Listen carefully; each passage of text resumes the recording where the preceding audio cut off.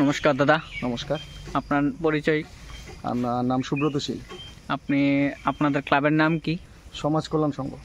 আপনি এই ক্লাবের কোন দায়িত্বে আছেন? আমি সেক্রেটারি। এখানে কি উদ্যোগ নিয়ে কাজ করা হয়েছে? আজকে আমরা স্বচ্ছ ভারত করেছি আমাদের উমপি শ্মশান ঘাটের মধ্যে। এখানে কি আপনারা ক্লাবের সকল সদস্য রয়েছে? হ্যাঁ হ্যাঁ। ঠিক আছে। আপনি